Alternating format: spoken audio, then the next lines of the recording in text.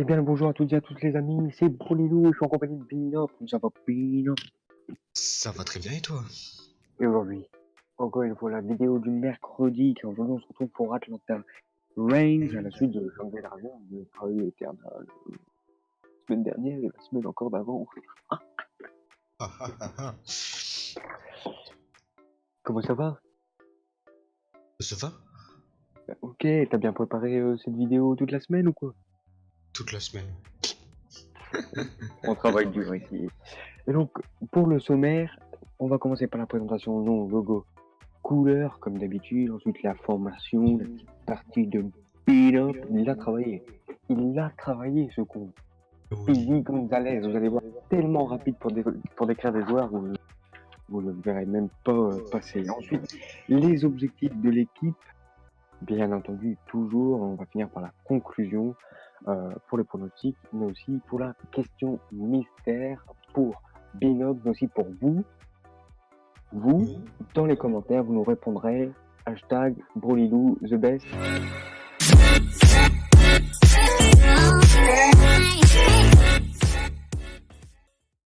Et c'est parti, on peut démarrer pour la présentation avec le nom. Atlanta Reigns. C'est bien Atlanta Reigns. Alors, bah voilà. Ouais, Atlanta. Parce que c'est Atlanta. Voilà, Atlanta c'est Atlanta. Et Reigns, bon, bah j'ai pas grand chose à dire sur ce nom. Voilà, bon. Atlanta Reigns, on va passer au logo. Tellement rapide. Le logo, donc en logo là par contre, là c'est pas mal. On a une sorte de faucon d'aigle. Bon, alors déjà le faucon l'aigle, c'est le logo direct des équipes d'Atlanta, que ce soit au basket, que ce soit au football américain. Oui. Partout, il y a toujours ça. Un faucon ou aigle, je ne sais pas ce que c'est. Ça peut être un hibou, j'en sais rien. Ça peut même être un chauve, je peux peut-être me tromper. Mais rouge, rouge comme ça c'est la couleur aussi d'Atlanta, très connue, avec un fond gris. Oh.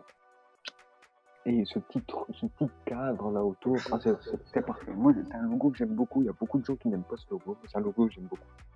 Ouais. C'est un de mes logos coup de cœur avec Chengdu là qu'on a pour le moment. Qu'est-ce que t'en penses, toi? Qu'est-ce que t'en penses? Bah, moi j'en pense que la vidéo d'avant t'avais un coup de cœur pour pour Shanghai. Donc en fait en gros t'as un coup de cœur pour tous les logos. C'est vrai qu'ils sont tous pas mal, ils sont tous bien imaginés, ils sont tous pas imaginés, ils sont tous bien faits. Mais moi non, j'ai pas de choses à dire sur le logo. Bon, en tout cas, voilà, pour ça, je trouve que ça respecte un petit peu les couleurs, mais alors les couleurs, là, on va en reparler. Oui. On a du blanc, on a du noir, on a un petit peu de rouge. Alors, ce sont des couleurs qui ressemblent énormément aux couleurs qu'a eu Toronto. Exact. Toronto qui est noir et blanc, mais voilà, il y a eu beaucoup de noir là, pour ces deux équipes. Bon, à part ça, moi, les couleurs ne me gênent pas non plus en soi. C'est juste que voilà, le petit point noir pour Toronto et Atlanta qui se ressemblent un petit peu en termes de couleurs, mais c'est pas très grave en soi non plus. Moi, ça me va Et très oui, bien. c'est le point noir et non le point rouge. Ouais. Alors, c'est ta partie, Macho. Alors, t'es prêt? Je vais faire un décompte, tiens. Et puis là, tu vas pas pouvoir partir à 200 km/h. T'es prêt ou pas? T'es prêt ou pas? Ah, vas-y, 5, n'a pas 4, 3, 2, 1, formation. Et pour Atlanta Reigns, donc la formation est la suivante, la fameuse composition. Alors, on a un Dafran qui est un DPS avec Tracer, Soldier 67, Torbjorn, Sombra et Zarya, qui lui faisait partie de la NRG eSport, excusez-moi. Ensuite, on a un STR âgé de 18 ans qui est un DPS avec Genji, Pharah, Soldier 76 qui lui était aussi de la Lucky Future Zenith. On a ensuite un N la R âgé de 20 ans qui est un DPS avec Tracer, Macri de Widowmaker qui lui était de la Last Night Leftover. On a ensuite un Dako âgé de 18 ans qui est Flex avec Diva qui lui était de l'Element Mystique. On a ensuite un Gator qui lui est un tank avec Reinhardt Winston qui faisait partie de la Coats.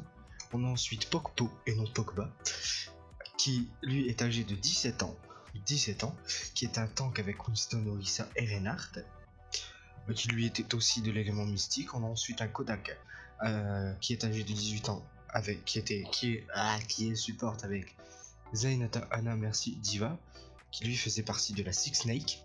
Et on a ensuite un Massa âgé de 23 ans, qui lui est support avec Lucio, Merci, et qui faisait de la partie de la team Giganti. Très belle petite composition. Eh bien, je te remercie, Julien Lepers, pour cette rapidité, je dirais, incroyable. C'est pas mal. Et du coup, je regarde ma fiche et on va passer à l'objectif de saison. Parce que oui, Atlanta arrive en saison 2, il n'était pas là en saison 1. D'ailleurs, c'est très surprenant qu'Atlanta ne soit pas là. Il n'était pas là en saison 1 parce que c'est quand même une ville assez connue des États-Unis. Mais bon, objectif de saison 2, pour moi, je pense, on va dire, on va peut-être en discuter. Pas forcément une binop, hein, quand je dis en discuter, c'est aussi avec vous. À mon avis, l'objectif, c'est de s'imposer par rapport aux équipes américaines, en particulier, à la limite, les équipes asiatiques, Séoul, les équipes chinoises, tout ça, et les 2 équipes européennes, London et Paris. Je pense Atlanta les exclut totalement. On va plus se concentrer sur les équipes américaines et surtout se démarquer par rapport, que ce soit d'un côté les Los Angeles Valiant, hein, pouvoir réellement prendre des points sur eux, ou New York aussi du côté de la côte Est. Je pense qu'Atlanta a vraiment une carte à jouer, c'est sur ces équipes américaines-là, vraiment s'imposer en tant qu'équipe américaine, même si ça va être assez compliqué parce qu'elle va arriver, mais encore faire sa place parmi ces équipes. Est-ce qu'il est d'accord? Oui, je suis d'accord, moi. Tout à fait d'accord. C'est parfait, on passe à la conclusion, quoi. Allez, vas-y. Chaud patin. Eh ben, on va passer à la conclusion, les pronostics comme d'habitude. Alors moi, bon, si vous n'avez pas regardé l'ancienne vidéo, c'est Binop qui donne la pour son pronostic et répond à ma question mystère. Et ensuite, moi, je réponds avec mon pronostic. Alors, moi, je réponds pas à la question mystère. Hein, je ne parle peut-être même pas de la réponse que Binop a donnée. Mais en tout cas, vous n'hésitez pas. C'est à aussi donner votre conclusion, votre pronostic, plus répondre à la question mystère si vous le souhaitez dans les commentaires. Ça nous intéresse grandement. Alors, c'est parti. Pronostic. Et moi, j'ai une question pour toi, Binop. Est-ce que Atlanta, avec cette formation-là, parce qu'on a quand même une très belle formation, ça on peut pas se le cacher, on a une très belle formation côté Atlanta, on a vraiment quelque chose d'assez pas mal. Hein. Et de varier. Est-ce que, voilà, est-ce que Atlanta, tu le vois comme une équipe comme Los Angeles Valiant, c'est-à-dire créateur de joueurs qui vont devenir de grands joueurs et donc un peu être vendus à des meilleures équipes, c'est-à-dire créateurs de talent, ou alors être une équipe qui va savoir s'imposer un peu plus comme une équipe de New York que l'on a vu? C'est très important, c'est une question importante. Dis-moi tout de suite. Alors les pronostics pour Atlanta Reign, honnêtement, je les vois pas trop aller loin. Parce que comme je l'ai dit pour Paris Eternal, c'est une nouvelle équipe, on sait pas trop de quoi ils sont capables, mais non, les pronostics, je les vois pas aller plus loin que le top 10. Non, plus loin. Je les vois pas aller dans le top 10. Pour moi. Après, pour ta question, ça serait du Los Angeles Valiant, étant donné que c'est une équipe assez variée. C'est beaucoup de personnes qui viennent de mondes différents, d'équipes différentes. Ils ont un peu été à la pioche, comme les jeux dans les fêtes foraines à la pioche, si tu vois. Ce qu'ils ont fait, c'était au pif. Et non, je les vois plus créateurs de bons joueurs. Après, non, je les vois pas aller loin pour l'instant. Donc tu les vois vraiment prendre les bonnes pioches, les bons joueurs, leur donner de l'expérience sur une saison et aller les revendre assez cher à d'autres équipes pour qu'ils aillent réellement gagner des choses avec ces autres équipes en fait. Hein. Un petit peu une sorte d'accumulateur d'argent comme Los Angeles Valiant a fait avec certains de leurs joueurs, dont Soon avec Paris par exemple, qui a été découvert grâce à LA. Donc c'est un peu dans ce style-là. Voilà, Atlanta, je les vois plus, tu sais, commencer en bas de l'échelle.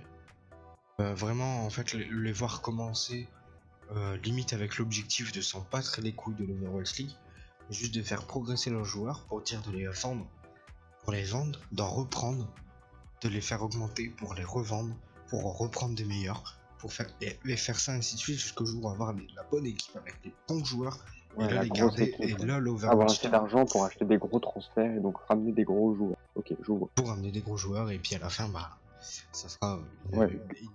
Avoir excellente, peut-être une victoire de l'Overwatch League. Ok, bah c'est Oh. très intéressant. Et bah, moi, normalement, je réponds pas à cette question, mais je suis un petit peu de ton avis. Je pense qu'Atlanta a des choses à jouer de ce côté-là plutôt que du côté de la manière New York. Après, à voir, fin de saison 2, on en reparlera. De toute manière, tous ces trucs-là, on en reparle à la fin de la saison 2.